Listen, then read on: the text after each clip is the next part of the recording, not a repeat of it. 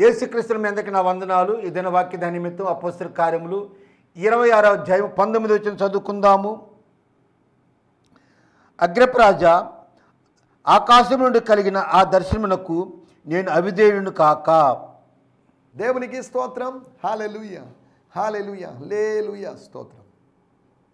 మన ప్రభువును ప్రియ రక్షకుడైనటువంటి నజరేయుడైన యేసుక్రీస్తు దివ్యనామంలో ఆయన యొక్క పరిశుద్ధమైనటువంటి లేకపోతే సాటి లేనటువంటి నామములు, ఒక శ్రేష్టమైన నామంలో, ఓ బ్లెస్డ్ నేమ్లో, ఓ మ్యాచ్లెస్ నేమ్లో మీ అందరికీ ప్రత్యేకమైన వందనాలు తెలియజేస్తున్నాను. Good morning, have a nice day. ఈ దినమంతా మీకు ఆశీర్వాదకరంగా మారాలి అని నేను కోరుకుంటున్నాను. దేవుని సేవకులంగా మేము ఇతరుల యొక్క శ్రేయస్సు కోరుకునేవాళ్ళం, అందరూ బాగుండాలని కోరుకునేవాళ్ళం. సాహిత్యము అని అంటున్నప్పుడు అది సమాజ హితాన్ని కోరేది, సమాజం యొక్క మంచితని కోరేది. యాజకులు, పూజారులు అనేదానికి మరొక పదము పురోహితులు. అంటే పురము అంటే పట్టణము, పట్టణము యొక్క హితమును కోరేవాడు, పట్టణ ప్రజల యొక్క హితాన్ని కోరేవాళ్ళు, పట్టణ ప్రజల యొక్క పౌరుల యొక్క మంచిని కోరేవాళ్ళు. సమాజం యొక్క, పట్టణం యొక్క, ప్రజల యొక్క, పరిశుద్ధుల యొక్క, సంఘస్థుల యొక్క మంచి కోరేవాళ్ళు. మంచి జరగాలి, మీరు చెడు చేయకూడదు, చెడు మాట్లాడకూడదు, చెడు వినకూడదు, చెడు చూడకూడదు, చెడు చేయకూడదు. ఇది ఈ దైవికమైన మనస్సు దేవుడు తన దాసుల్లో ఉంచాడు. వాళ్ళు మేము చెడిపోయినా ఇతరులు చెడిపోవాలని కోరుకోవడం లేదు, మేము పాడైనా ఇతరులు పాడు కాకూడదు అనేది మా యొక్క ఉద్దేశం. మేము పాడేయం కాబట్టి వాళ్ళు కూడా పాడైపోవాలనుకోవడం లేదు. దేవుని స్తోత్రం. ఈ సమయంలో మనము దేవుని మాటలు వినబోతున్నాం. దేవుడు మనకిచ్చిన మంచి దినము కొరకు, ఈ డే కొరకు మనం దేవునికి స్తోత్రం చెప్పాలి. స్తోత్రం. తమిళనాడు ప్రాంతంలో కొన్ని సంఘాలకు వెళ్తే ముందు హల్లెలూయా పోడుంగే అంటారు. 3 సార్లు హల్లెలూయా చెప్పండి అంటున్నారు. హల్లెలూయా, హల్లెలూయా, హల్లెలూయా అంటున్నారు. అంటే అది తప్పని నేను ఉద్దేశంతో మాట్లాడలేదు. స్తోత్రం అని చెప్దాం. చికెన్ స్టాల్స్లో, మటన్ స్టాల్స్లో, లేకపోతే అక్కడ హలాల్ అంటారు వాళ్ళు. హలాల్ అంటే స్తోత్రం అని అర్థం. హలాల్ ప్లస్ ఊ ప్లస్ యా అనగా స్తోత్రం. వాళ్ళు ఆ కోడిని చంపినప్పుడు, కోడి పీకను కోస్తున్నప్పుడు ఆ దోషము వాళ్ళ మీద రాకూడదు అనేటువంటి ఉద్దేశంతో, అందమైన విశ్వాసం కాదు, అంధవిశ్వాసం.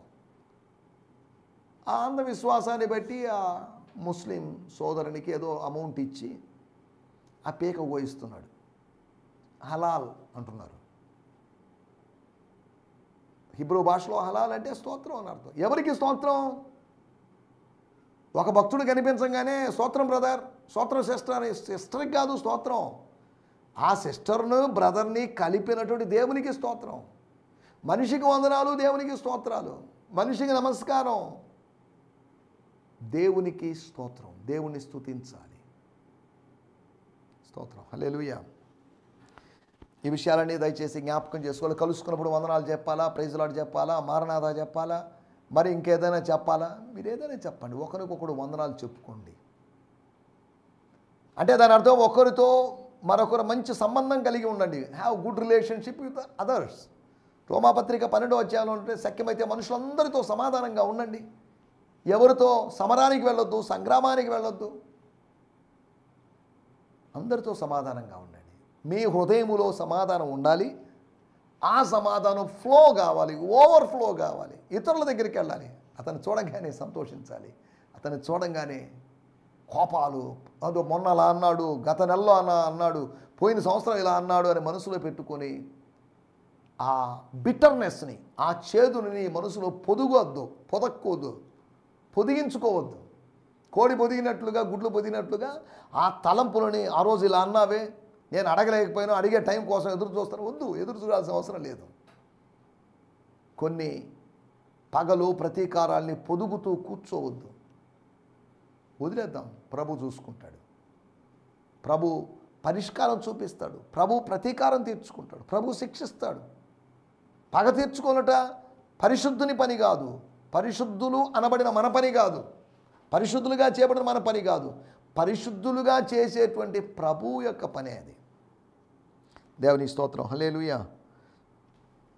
నిన్నటి ఎపిసోడ్లో మనం కొన్ని విషయాలు ఆలోచించాం. ఒక మనిషి పాపాల్లో ఉండి చచ్చిపోవడం దేవుని చిత్తం కాదు. యోహాను సువార్త 8వ అధ్యాయం, మీరు మీ పాపంలో నిలిచి ఉంటారు, మీ పాపంలో మీరు చనిపోతారు. పాపంలో నుంచి పరిశుద్ధతలోకి మీరు రాలేరు. పాపపు ఊబిలో నుంచి పరిశుద్ధ పర్వతంలోకి, పరిశుద్ధత పర్వతంలోకి నిలబడలేరు, అక్కడికి రాలేరు మీరు. దేవుడు ఒక రీప్లేస్మెంట్ మనకి ఇవ్వాలనుకుంటున్నాడు. ప్లేస్మెంట్ కంపెనీలో వచ్చినట్టు మన యవనస్తులకి, యవన బిడ్డలకి ఒక జాబ్ వచ్చిందని ప్లేస్మెంట్. మనల్ని పాపములో డిస్ప్లేస్ చేసి పరిశుద్ధతలో రీప్లేస్ చేసి, చూసారా, దేవుడు చేయాలనుకుంటున్న పని. నిన్ను పాపిగా చూడడం ఆయనకు ఉద్దేశం కాదు. నిన్ను అనవసరమైన అధికారం కింద చూడడం, సాతాను యొక్క కాడిని మోయడం చూడడం, ఐగుప్తు వెట్టి చాకిరి బానిసత్వం చేయడం చూడడం, అషూరో లేదా బబులోనో ఏదైనా కావచ్చు, ఇవి చూడడం ఆయన చిత్తం కాదు. నువ్వు స్వతంత్రుడిగా మారాలి. నువ్వు పాపములలో ఉండకూడదు. పాపి అని కాదు, నీ పేరు పరిశుద్ధుడని పెట్టాలనుకుంటున్నాడు. ఊరినే పెట్టడు.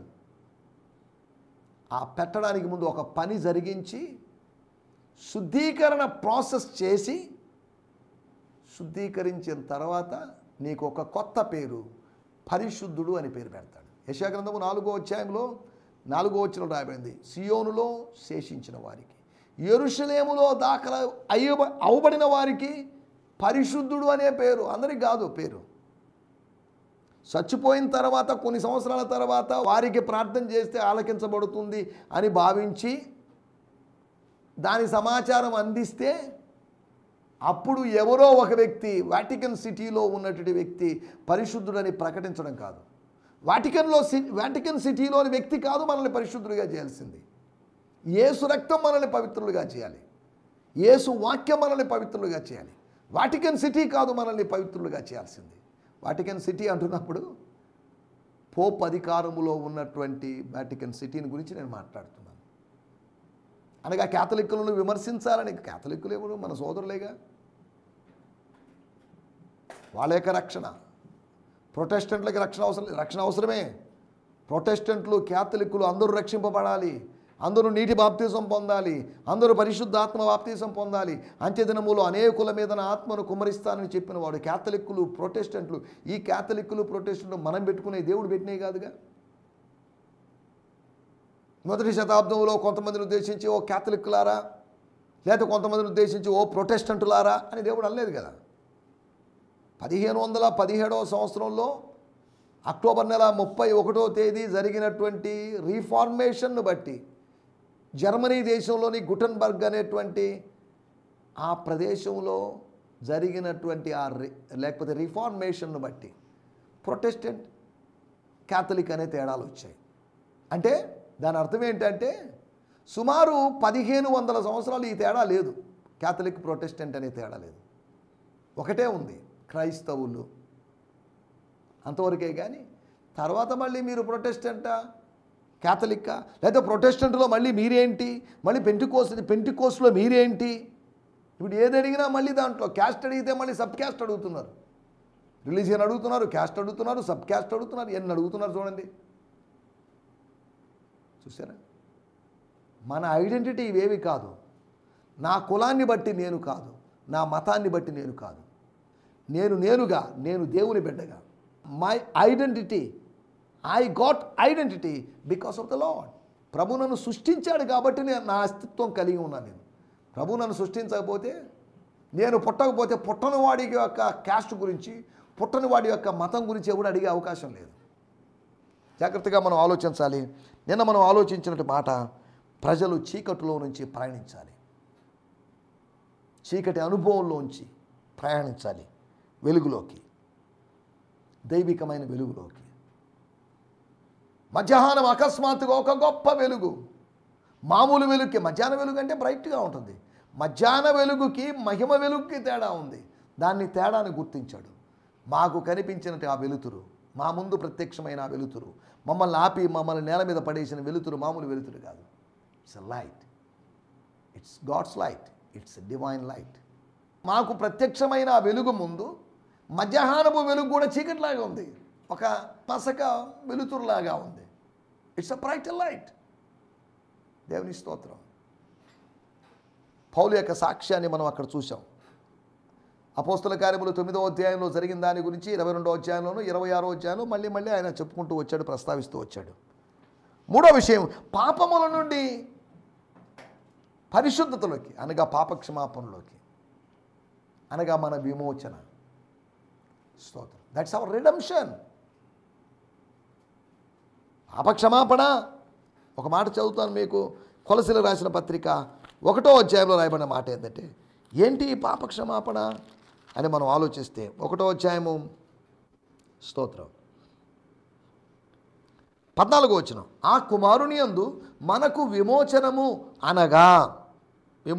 అనగా పాపక్షమాపణ కలుగుచున్నది. విమోచనము అనగా redemption is equal to forgiveness. దేహ విమోచన గురించి కాదు ఇక్కడ మాట్లాడింది, పాప విమోచన. సులువుగా చిక్కులు పెట్టిన పాపము, బురదలాగా నన్ను అంటుకున్న పాపము, నేను లోపలికి కూరుకోబోతున్న ఊబి లాంటి పాపం, నేను దాని నుంచి బయటికి రాగలిగాను ప్రభువుని బట్టి. దేవుని స్తోత్రం. హల్లెలూయా. మతాన్ని బట్టి కాదు, డినామినేషన్ని బట్టి కాదు. దేవుని స్తోత్రం. హల్లెలూయా. చివరిగా, నాకు ఒకప్పుడు స్వాస్థ్యం లేదు, నాకెక్కడా స్థలం లేదు, ఓ జానుడి స్థలం లేదు, పాదము మోపునంత మట్టుకు స్థలము లేదని స్టెఫన్ గారు అపోస్తల కార్యములు 7వ అధ్యాయంలో తన ప్రసంగంలో చెప్పినట్లుగా, మనుష్య కుమారునికి తలవాల్చుకుంటూ స్థలము లేదు అని చెప్పబడినట్లుగా, స్థలము లేనివాళ్ళం, స్వాస్థ్యము లేనివాళ్ళం, వారసత్వంగా మనకు ఏమి సంక్రమించే అవకాశం లేని వాళ్ళం మనం. మనకి ఇప్పుడు ఉన్నది మాత్రమే ఉంది, అంతవరకే. రాబోయే రోజుల్లో అది మంది కాదు, మనకు అది ఉండే అవకాశం లేదు. ఒకవేళ మన స్వాస్థ్యం ఉంది అనుకుంటే పాతాళం మన స్వాస్థ్యం, నరకము మన స్వాస్థ్యంగా అప్పుడున్నాం. కానీ ఇప్పుడు పరలోకము మన స్వాస్థ్యము. అక్కడ మన తండ్రి ఉన్నాడు, అక్కడ మన ప్రభువు ఉన్నాడు. ఫిలిప్పీయులకు రాసిన పత్రిక 3వ అధ్యాయంలో చెప్పబడినట్లుగా మన పౌరస్థితి పరలోకమందు ఉంది. మన భౌతిక స్థితి ఇక్కడ ఉంది, కానీ మన పౌరస్థితి పరలోకమందు ఉంది. మన ఆత్మీయ స్థితి అక్కడ ఉంది. అక్కడ మన రక్షకుడు ఉన్నాడు. ఇక్కడ ఎవరు లేరా మనకు? ఉన్నారండి. బంగారు వీధులు, జీవజల నది, ఇవన్నీ నేను ఆలోచించడం లేదు. అక్కడ నా ప్రభువు ఉన్నాడు, అక్కడ నా రక్షకుడు ఉన్నాడు. నేను అక్కడికి వెళ్తాను. ఆయన అక్కడ ఉన్నాడు కనుక నేను వెళ్తాను. మనం వెళ్తాం, లేకపోతే వెళ్ళే అవకాశం లేదు. ఆయన లేని చోటికి మనం వెళ్ళాము, ఆయన ఉన్న చోటికి. కాబట్టి ఆయనతో కూడా సదాకాలం ఉండాలి కనుక మనం అక్కడికి వెళ్తాం. ఆయన లేని నరకానికి మనం వెళ్ళాము, వెళ్ళే అవకాశం లేదు. ఆయన ఉన్న చోటికి మనం వెళ్తాం. ఆయనతో కూడా సదాకాలం ఉండగలిగితే, ఆయన లేకుండా కూడా కొంతమంది సదాకాలం ఉండే అవకాశం ఉంది, అనగా పాతాళ లోకంలో ఉండే అవకాశం ఉంది. అపవాదితో యుగ యుగములు కొంతమంది ఉండే అవకాశం ఉంది. సరే, మనం వాటన్నిటిలోకి వెళ్ళలేదు. వీటి గురించి ప్రజల పట్ల ప్రభు యొక్క చిత్తం, ప్రభు యొక్క ప్రణాళిక అనే దాని గురించి మనం నిన్న ఆలోచించాం. రండి, ఈ దినం మనం దేవుని వాక్యాన్ని ధ్యానించుకుందాం. మన ధ్యానం నిమిత్తమై అపోస్తల కార్యములు 26వ అధ్యాయము 19వ వచనం. కాబట్టి అగ్రప్రాజా, ఆకాశముడు కలిగిన ఆ దర్శనములకు నేను అవిధేయుడను కాలేదు, లేదా అవిధేయుడు కాక. కాబట్టి అగ్రిపరాజా, గౌరవనీయులైనటువంటి మహారాజా, రాజశ్రీ, ఘనత వహించినటువంటి అగ్రిపరాజా, మేడం గారు, బెర్నీస్ మేడం గారు అంటే ఇక్కడ లేదు, నేను అనుకుంటున్నాను. అగ్రిపరాజు గారికి, his majesty king Agrippa and her majesty Bernice the queen, Bernice రాణి గారికి, బెర్నీకే అని ఇక్కడ రాయబడింది. అంతేకాకుండా మహాఘనత వహించినటువంటి, ఎక్కడన్నాడు మాట? స్తోత్రం 25వ వచనంలో. అందుకు పౌలు ఇట్లను, మహాఘనత వహించిన ఫేస్తు. ఇంకా చెప్పాలంటే అగ్రిపరాజా అంటున్నప్పుడు అగ్రిపరాజా, బెర్నీస్ రాణి, అంతేకాకుండా ఫేస్తు గారు, అధికారి అయినటువంటి ఫేస్తు గారు. దేవుని స్తోత్రం. మీ ముగ్గురికి వందనాలండి. మీ ముగ్గురికి ఒక ఇంపార్టెంట్ విషయం చెప్పాలి. ఇక్కడ ఉన్నటువంటి ఇతర డిగ్నిటరీస్, ఇతర పెద్దలు, ఇతర ఆనరబుల్ పర్సన్స్, స్టేజ్ మీద వేదికను అలంకరించిన ఇతరులకి, ఈ న్యాయస్థానంలో ఉన్న వారందరికీ నేను సందేశం కొద్దిగా చెప్పాను. అయినప్పటికీ మధ్యలో ఒక చిన్న మాట, ఇంపార్టెంట్ మాట, హైలైట్ చేయాల్సిన మాట ఒకటి చెప్తున్నాను.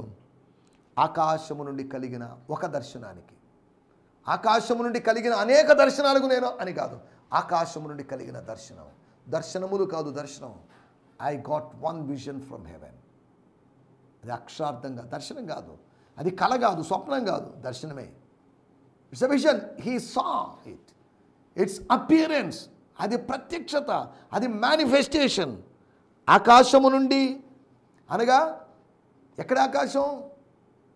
యెరూషలేము ఆకాశం కాదు, దమస్కు దగ్గర, దమస్కు ద్వారము దగ్గర ఉన్నట్టు ఆకాశం, దమస్కు మీద ఉన్నటువంటి ఆకాశము దగ్గర దైవ కుమారుని యొక్క దర్శనం. బబులోనులోని ఆ 7 అగ్ని ఉన్నటువంటి గుండములోకి దిగి వచ్చిన మనుష్య కుమారుని యొక్క దర్శనం, దమస్కు దగ్గర కలిగిన దర్శనం. ఆ దర్శనానికి నేను అవిధేయుని కాలేదు.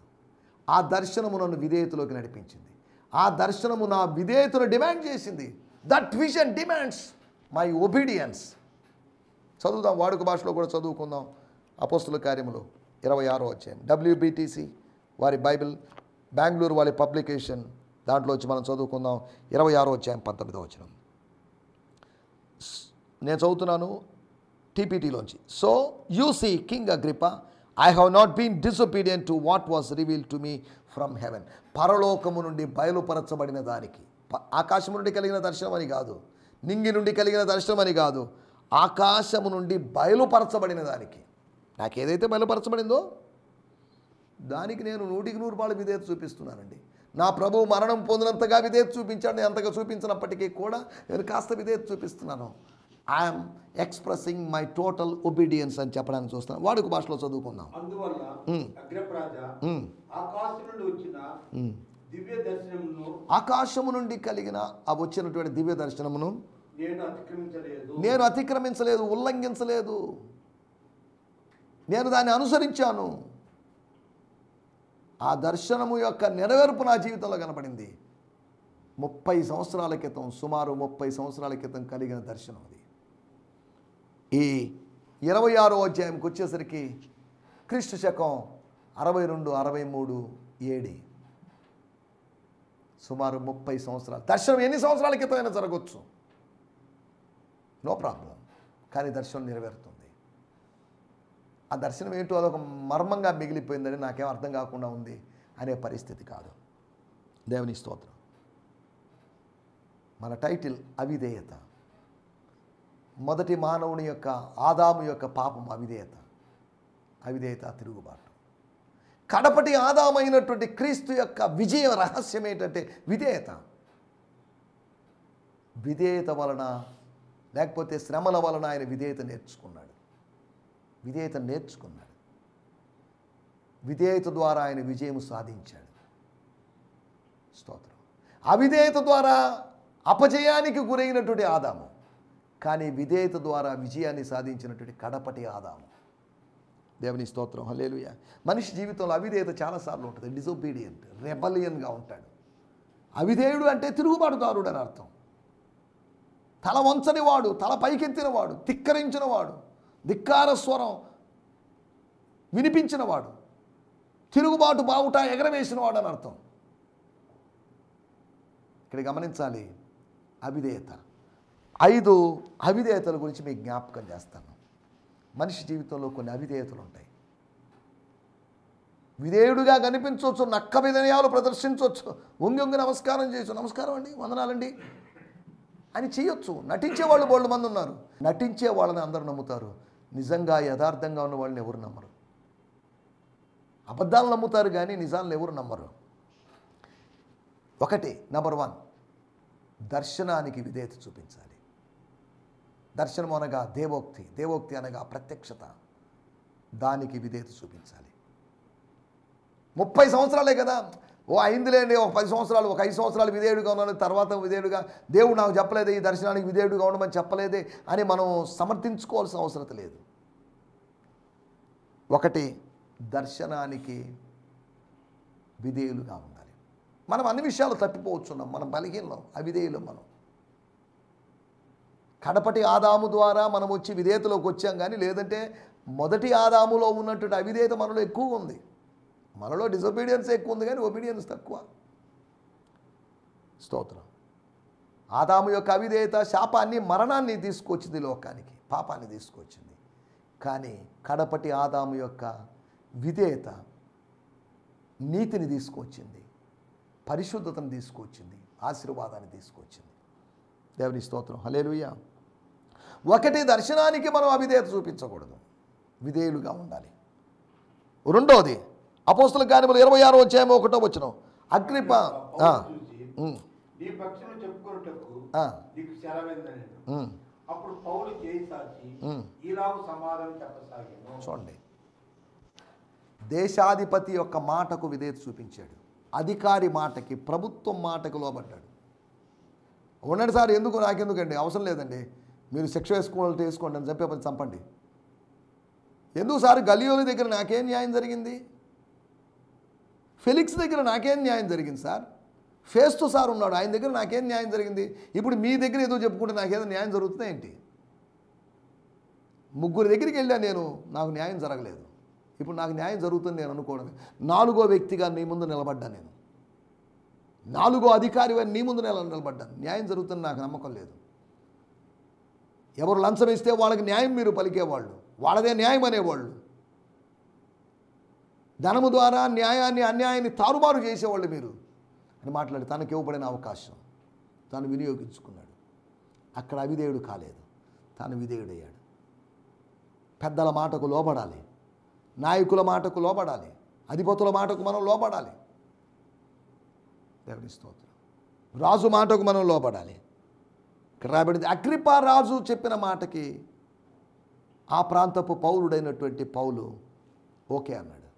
ఎస్ సార్, మీరు అవకాశం ఇచ్చారు, నేను వాడుకోవాలి, నో కామెంట్, నాకు ఇష్టం లేదండి, ఐఎమ్ రెడీ ఫర్ ఎవ్రీథింగ్. నన్ను మీరు శిక్షించాలనుకుంటారు, మీరు ఎంత మాట్లాడినా మీరు వేయాల్సిన శిక్ష మీరు వేస్తారు, ఇంకా అటువంటి ఎంత మాట్లాడి ఏం లాభం అనేటువంటి ధోరణిలో మాట్లాడలేదు. దేశాధిపతికి విధేయత చూపించాడు. ఒకటి, దర్శనానికి విధేయత చూపించిన పౌలు. రెండవది, దేశాధిపతికి విధేయత చూపించిన పౌలు. మూడవది 26వ అధ్యాయము 6, 7 వచనాల్లో రాయబడిన మాటలు. ఇప్పుడైతే దేవుడు మన పితరులకు చేసిన వాగ్దానం విషయమై నిరీక్షణను గురించి నేను విమర్శింపబట్టుకు నిరీక్షణను గూర్చి తర్వాత వచనంలో కూడా మన 12 గోత్రాల వారు ఎడతెక్క దివారాత్రులు దేవుని సేవించి ఆ వాగ్దానం పొందని నిరీక్షిస్తున్నారు. వాళ్ళకు నిరీక్షణ ఉంది. 12 గోత్రాల వారికి, 12 గోత్రాల వారికి మాత్రమే కాకుండా మనకు బెన్యామీను గోత్రీకుడైన నాకు కూడా ఒక నిరీక్షణ ఉంది. 12వ గోత్రీకుడైన లాస్ట్ గోత్రీకుడైన నాకు ఒక నిరీక్షణ ఉంది. I have hope. ఆత్మకు లంగర్ లాంటి నిరీక్షణ, సిగ్గుపడని నిరీక్షణ, సిగ్గుపరచని నిరీక్షణ, శుభప్రదమైన నిరీక్షణ, పరిశుద్ధపరిచేటువంటి నిరీక్షణ నాకుంది. I have hope. I have blessed hope. ఆ నిరీక్షణ, ఆ విశ్వాసానికి, దేవుడు పుట్టించినట్టు ఆ నిరీక్షణకి నేను అవిధేయుడిని కాలేదు. దేవుని స్తోత్రం. హల్లెలూయా. నిరీక్షణకు అవిధేయుడిని కాలేదు అంటే దాని అర్థం నిరాశకు గురి కాలేదు అని అర్థం. దేవుని స్తోత్రం. నిరీక్షణ కలిగి మనం ముందుకు సాగుదాం. నిరాశ కలిగి ముందుకు సాగొద్దు. అపవాది చెప్తాడు నిరాశ కలిగి ఉండు, దేవుడు చెప్తాడు నిరీక్షణ కలిగి ఉండు. నా ప్రాణమా నిరీక్షణ కలిగి ఉండు. నా ప్రాణమా నాలో నువ్వు ఎందుకు కుంగి ఉన్నావు? దేవుని యందు నిరీక్షణ ఉంచు. ఏం నిరీక్షణ పోండి సార్ అని డిసప్పాయింట్ అయిన వాళ్ళు ఉన్నారు. నీ నిరాశలన్నిటికీ విరుగుడు మందు దేవుని యందు ఉన్నట్టు నిరీక్షణ. దేవుని స్తోత్రం. హల్లెలూయా. మూడోది, దైవికమైన నిరీక్షణకు అవిధేయుడివి కావద్దు. ఒకటి, దర్శనానికి అవిధేయుడివి కావద్దు. రెండోది, దేశాధిపతి మాటకే అవిధేయుడివి కావద్దు. మూడోది, దైవికమైన నిరీక్షణకు అవిధేయుడివి కావద్దు. 4వ మాట అపోస్తల కార్యములు 26వ అధ్యాయం 22వ వచనం. అయినను నేను దేవుని వలనైనా సహాయం పొంది నేటి వరకు నిలిచి ఉన్నాను. చాలండి. దైవికమైనటువంటి సహాయం, గాడ్స్ హెల్ప్ నాకు అందుబాటులో ఉందండి. దేవుడు సహాయం చేస్తున్నాడు. దేవుడు సహాయం ఆపలేదు. కొన్ని సంస్థలకు విదేశాల్లోంచి వస్తున్న సహాయం ఆగిపోయింది, కానీ దేవుని సహాయము 30 సంవత్సరాలుగా నా జీవితంలో ఉందండి. దేవుడు సహాయం చేస్తూనే ఉన్నాడు. నా జీవితంలో యెహోవా ఈరే ఆయన నాకు సహాయం చేశాడు. ఆయన దేవుని సహాయం వల్ల నేటి వరకు, ఈ రోజు వరకు సార్ మీ ముందు నిలబడ్డానంటే దేవుని సహాయం వల్లే సార్ నిలబడింది.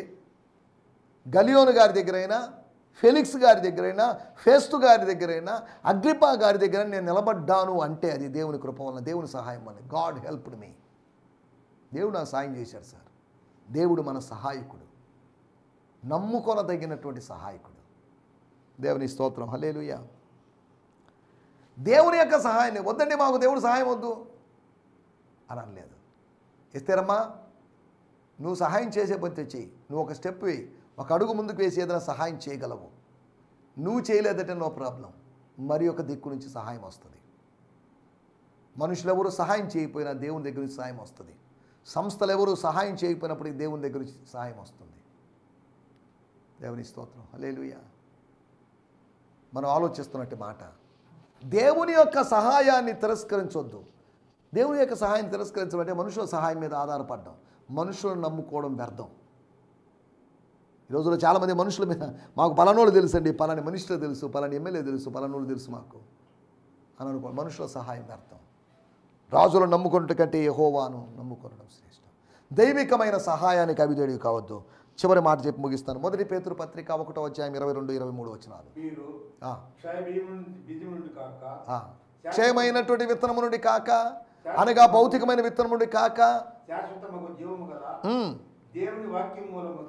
దేవుని వాక్యము మూలంగా, దేవుని వాక్యం అనే అక్షయ బీజం మూలంగా